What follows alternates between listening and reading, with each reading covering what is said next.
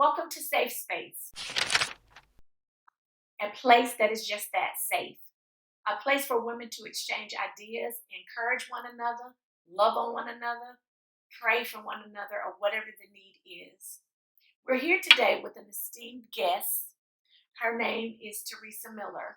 I met Theresa about 2 years ago, and it feels like I've known her for a lifetime. I am sure that we are kindred spirits. Theresa is a business owner, an entrepreneur, and has been for 40 years? And she's a mother of three, and she's a grandmother of 11 11, and a great grandmother of 2. of 2.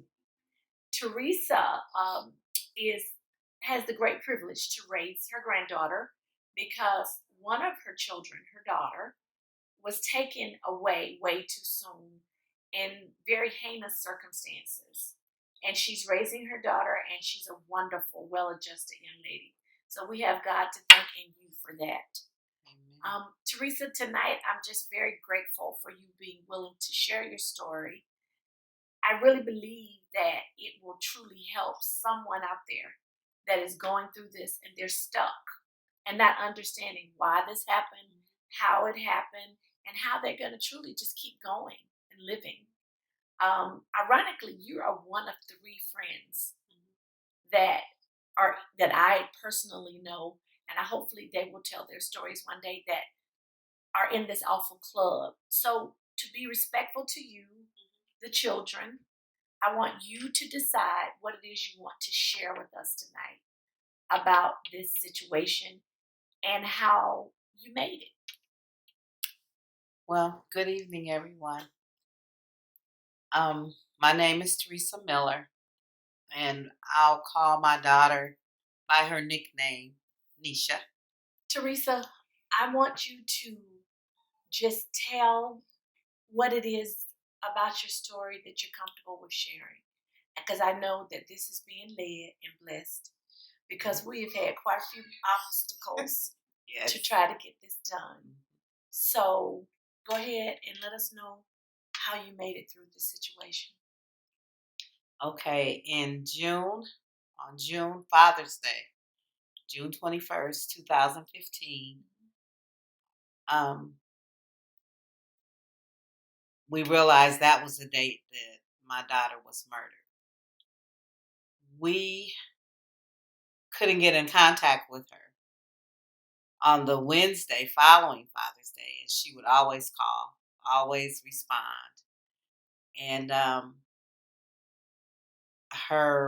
called her father, who lives in Michigan, and I said, I can't get a hold of her. And he said, I can't get a hold of her either. So he went to Chicago and filed a missing persons. And I was literally devastated because I was like, what is happening? Lord, what is happening? You knew something was wrong. I knew something was wrong, and she had left her children. And she wouldn't do and that. She would not do that. And she wouldn't miss Father's Day. No. So Father's Day, her father talked to her for 30 minutes. Oh, he did? She got her children dressed because they were going out to dinner to her friend's house. Mm-hmm. She never returned. The children were dressed. She never returned. So after a few weeks, we were like, okay, she's missing. I can't imagine. And I was praying and writing in my journal every day. That kept you. That kept me. And I was like, Lord, where is she? Did she run off and she doesn't want to be found? She upset with her boyfriend and disappeared, and she's going to show back up. On July 14th, 2015, they found her car. And they arrested her boyfriend. Did you suspect? It sounds like with her character and as responsible as she was regarding her children, that the running away with someone, the not wanting to be found was just too far-fetched and too far out of character. Just out of character. Totally. And I know those are questions you probably had to entertain with the police and other people. Yes. But I'm sure somewhere deep down in your heart, you knew that something probably terrible had happened to your child, because it was so. Those actions were so removed from her. Right. And character. My mind would not allow me to think something had happened. Right. Because it would have been too much. Right. At that point, I would have lost my mind. Right. And the detectives called me and they said, well, we found her car. And I was like, is she in the trunk? And they said, we can't look unless we get a warrant. So then I'm like, this is a TV show. I mean, this is not happening. So they just, with finding the car, they couldn't just pop the trunk and look in the car. No, they had to get a search warrant. Even though you had reported her missing. Exactly. It's so many little things that have to be done with the police department when that happens. And I'm like, okay, this is TV. Right. So that night, I got on my knees and I said, Lord, please keep me calm. They said, we'll call you back. They never called me back that night. They called me the next morning. And I had labeled the detective's name, detective in Chicago. And when that name came up, I answered the phone and he's like, she was not in the trunk. You had to have a sigh of relief at that point. I did have a sigh of relief, but then I was still just like stressed. Right. So I got back on my knees and then I laid on my face because I started weeping. Right. I was like, this is too much for me to handle mentally. Right. And my family was constantly calling me, and my uncle wanted to come and stay at the house with me. And I was like, I don't want to see anybody. Don't come here. Right. It was just too much. Right. And I prayed and I went to sleep and I woke up the next morning at peace. Oh, wow. And I felt like the Lord was hugging me. Wow. And I was like, okay, Lord, we're going to make it. And I flew to Chicago and talked to her children because they had not told the children. They're wondering where the mom is. Right. But nobody wanted to talk to them. So I told them, Mommy is lost and the police are trying to find her. And her youngest daughter was like, well, Grammy, can't she use the GPS? How old was she? She was 4. Wow. And I was like, no, she doesn't have her GPS with her. She doesn't have her phone with her. She lost her phone. So when the police find her, then we'll know. Right. So they're looking. And it's like they just took a deep breath. Because it was like, Mommy has not come back home. What is the problem? She didn't leave them like that. No. She never, ever would do that. She was the sweetest, greatest mommy ever. So then after 70 days missing, oh my gosh. Her sister is knew a news reporter in California, and she called her dad and said they found Lanisha. And it was a relief, and it was a mess all at the same time. Well, I'm sure you were relieved because at least you knew where she was. Exactly. But then you had to embrace the fact that she was never coming home. Exactly. She was never coming back. Her father called and he was screaming, crying in the phone. And I'm like, he's like, they found our baby. And I'm like, okay. And I was like, the Lord allowed me 70 days to get my mind right. I was like, God was so good because if she had been found within that week, I wouldn't have made it. I needed those 70 that's days. amazing when you can, and it's such a blessing. You can look at things in that way when some of the most horrendous things in your life are happening to you, and you can look at it afterwards and know and see his movements. He was all because he gave me 5 months to say goodbye to my mom. She was literally in the hospital 5 months, the last 5 months of her life. And looking back, I really believe he did that for me. He does. Because he knew I couldn't handle it. And watching her decline gave me the ability to say, I don't want her to suffer anymore. Right. And are you being selfish by trying to hold on? Right. Because if he had taken her instantaneously, I don't think I would have been that way. So I understand. So we, Michaela, who I have now, who I've raised since she was 8 years old. She's 15 now. She's an awesome young lady. Yes, she is. And she is in counseling, and she was telling the counselor that she was worried about me. So she didn't want to talk about the situation with me. And I told the counselor that's fine, as long as she talks to you about it. Right. But before all of this happened, 3 weeks before my daughter went missing, I had a friend come to my salon every week, and we were talking about trusting God in whatever happens. And she's like, Theresa, I don't know why I keep coming here. And we were studying different verses, trusting the Lord with all your heart and lean not to your own understandings. In all thy ways acknowledge him, and he will direct your paths.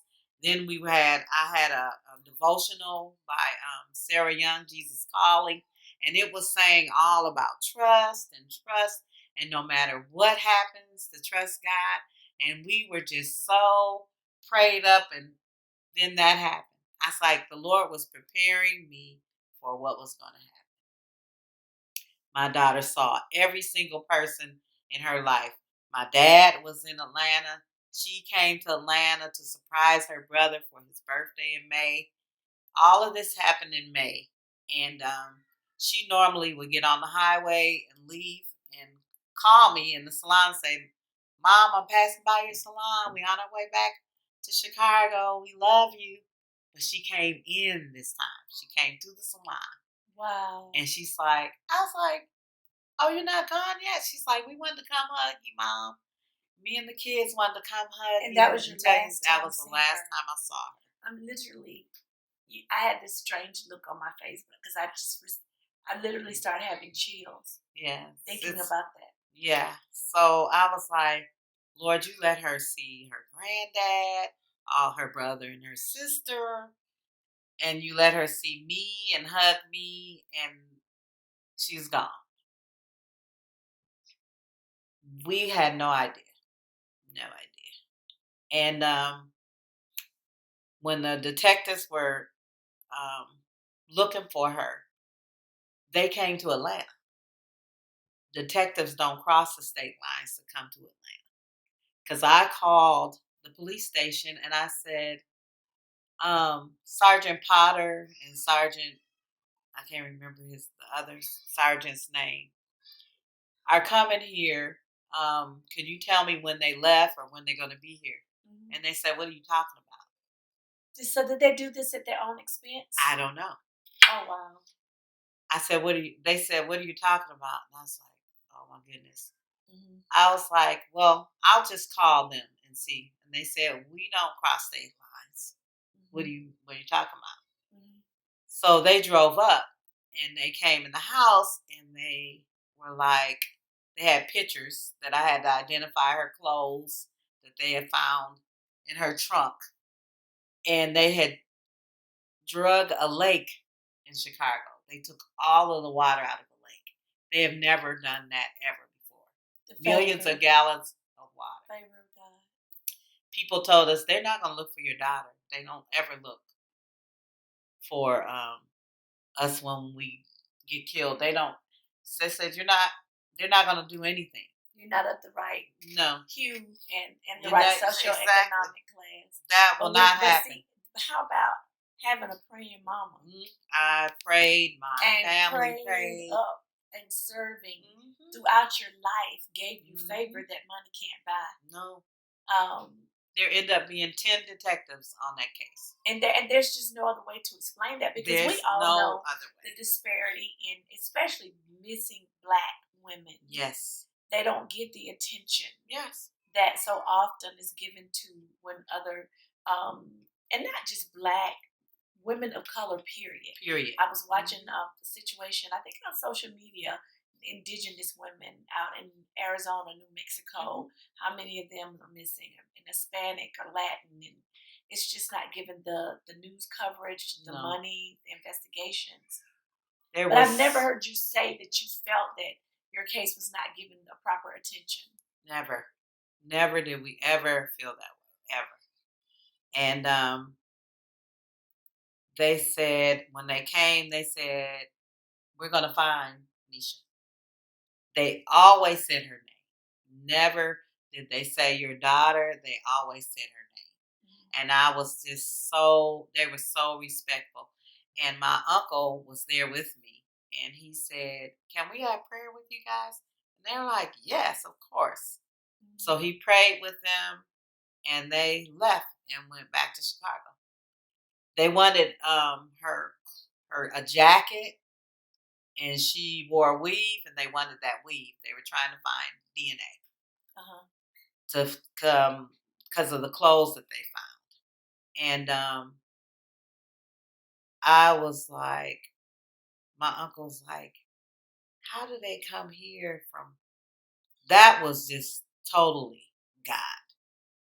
It's unusual.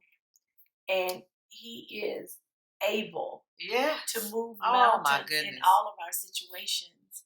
Just for you to be able to sit here and talk about this in such an eloquent, calm manner, only 7 years afterwards. And if I may share this, today we were together earlier, and your victim's advocate person called. And she was still acting as if, just hearing your end of the conversation, that it just happened yesterday. Right. There's a development, and she's checking on you, and now she's trying to help you figure out another part of some things of hers that you still need to retrieve. Exactly. And all of that is a blessing, because I know with doing what she does that you're not the only one. It's what I'm trying to say. It's way too many. And I think that's why it's so important for your stories and others like yours to get out there. I want to ask you something, Theresa. You can answer it however you like to answer it. I know she was living in Chicago, living her own life and running her own life.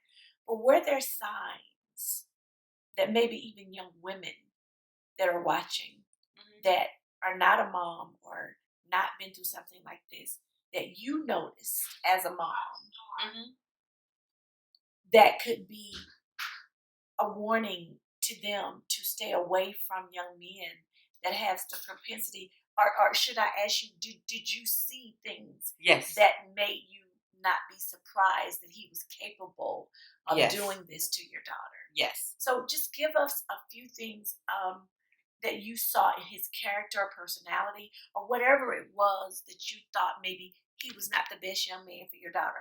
I'm sure not thinking that it would end up in her life being taken. Right. But just maybe verbal, mental, physical abuse. Sometimes that parents can, or friends and family can spot things that someone that is in the relationship can't. There was a lot of verbal abuse.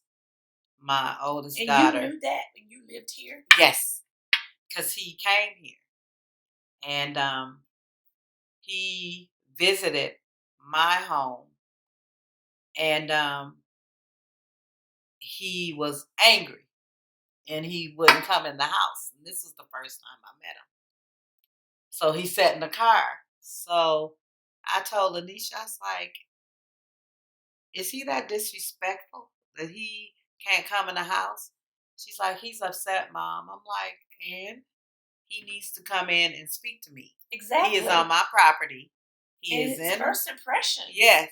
You're her So he mother. finally came in, and I was like, "You okay?" "I'm okay. I'm okay." I said, "Okay. How are you?" He's like, "I'm fine, thank you. My name is who is he said his name was." And I'm like, "Okay." I was like, "You need to be more respectful." And he's like, "I'm sorry, ma'am. I'm sorry." I'm like, "Okay." But whenever she would visit me, he would always want her to be on FaceTime. She could never just be on the phone. He's like, he needed to see everywhere she was at all times. That's a red flag. I'm like, Nisha, you're home. I mean, we're walking around the house. Do not put him on FaceTime. She's like, Mom, he just misses me. I'm like, okay. I said, you need to be careful. Was she the type to be in relationships that meant she would allow men to be controlling or? No, no. So what do you think it was about this situation? I know there's a lot you have to leave to conjecture or what you have put together through hindsight, but because you weren't there. Mm-hmm. No, no. So what do you think? Sometimes women are worried about another failed relationship. Yeah, that's what I think. Okay. I think. And she probably saw that with me Right. because that's the type of person I was. Mm-hmm. And I held on to relationships that were not good for me. Mm-hmm. And my kids, if your child sees that, they're going to be that way. Most times. Right. Most children don't break the molds of what they come from. Exactly. Some are strong enough to. Exactly. But more often than not, I don't have the statistics on that, but just in they living, create the same. And I just told her, I said, Nisha, you are worthy. Do not allow anybody to take that from you. Right. I understand, Mom. I understand. So. Was it a long relationship? No. I think it might have been 2 years. And it ended that way. 2 years. 2 years. Might have been 2 years. Now, let me ask you this. Was he charismatic? Charismatic, gorgeous guy. I was about to say, was he good looking? Very good looking guy. Yes. And I mean, if he walked in the room, everybody was like, okay, this guy is fine. Right. And he took over a room. Now, and when I met him, I was like, well, he's a good looking kid, but it's just something. It was just something. You were uneasy. Yeah. Was just something. It's just the way he carried himself. When he came in my house, he sat down. He went in the refrigerator. He opened one of the windows in my house. He just took liberties. Yeah. And I was like, wow. Okay. Wow. What about, I'm sure you found out a number of things during the process of the unpleasantry of having to go through the trial and stuff like that. What was his history with women? A lot. Had a lot of women. And his brother even said on the witness stand, they asked him, did you know Lanisha? And he's like, yeah, we knew. I knew Lanisha. She was just one of his, girlfriends. Well, what do you think caused him to go this far? If she was just one of them, it would seem if he had a harem, it wouldn't have mattered if she was indifferent or even trying to break up or whatever caused him to go this far. Or do you think there's a possibility that this has happened before and he just got away with it? Exactly. I think so. Really? Me and her father think so. And I believe that she told him, I'm moving back home. Back here. Back to Atlanta. I'm done. I think that she said that. I think she said that to him. And it set him off. Yep. I really believe that she just said enough already. Because I'm thinking if women which were we shouldn't do. no. You don't make someone aware of Mm-mm. what your moves are. There You you go. move in silence. There you Because go. if they're unstable and there is a reason you are trying to remove them from your life, Right. you do not need to take a chance of triggering. Mm-hmm. And you need to be calm Mm-hmm. and moving in silence. Right. But so often we as women don't see how dangerous the person we're involved with Exactly. really We're too close. is. We're too close. We don't think that it'll happen to us. No. And so even in extreme situations, we just really We don't ever think that. Ever. Ever. Well, Theresa, do you Mhm. have anything that you would like to add or anything you'd like to tell mothers or that may be facing your journey, maybe new, maybe in it for years and that still have not reached a place in their lives that they can have some level of peace? I know that when you lose a loved one, just naturally, that it's never the same. And you always have that void, and only God can keep you and sustain you and feel that in the way that He does. But there's a process in which you have described that you've gone through to get to where you are and to be sustained the way you are. Any suggestions, any frames of literature or books that you use? I know you said journaling and prayer. Anything else that you may advise? And even for the young ladies out there that may be dabbling with someone that they know could be a danger to them, or if it doesn't feel right. If it doesn't feel right, most of the time it's not right. So don't adjust and get used to it. Don't you adjust yourself. And we as women do so often. We do all the time. And what I did, I've had a strong faith in God. This was, I felt like a test of my trust. I tell other women that have gone through or are going through this to, I sought therapy.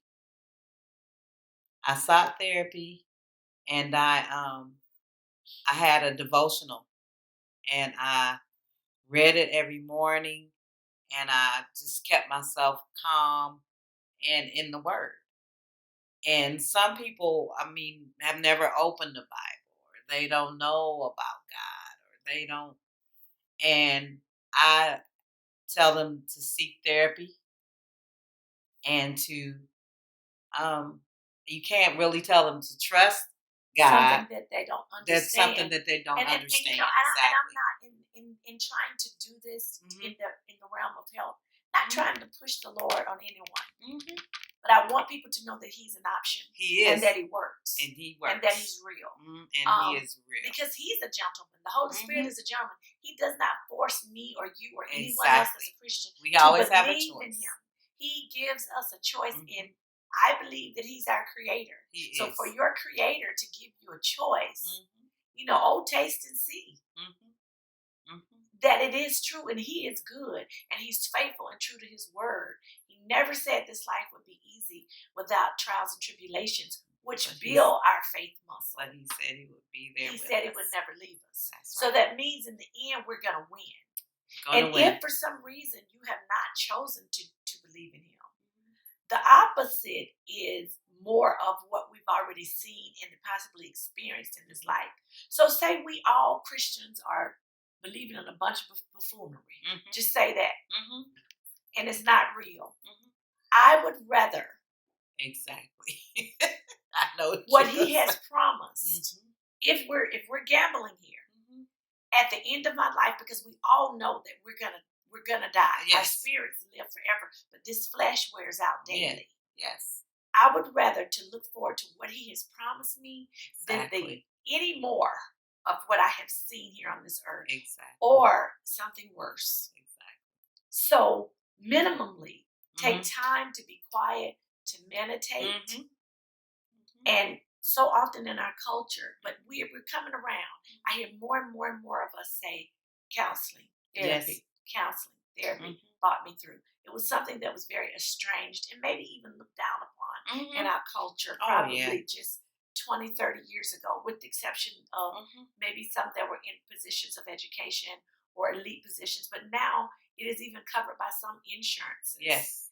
Because mental health is just as important as your It heart, is. your kidney, the functions in your body. It is. So, in summing up today, I just want to thank you so You're much welcome. again for revisiting this, and prayerfully, it is going to be a blessing to someone that will come across this or will share it and pass it on to someone that may need it.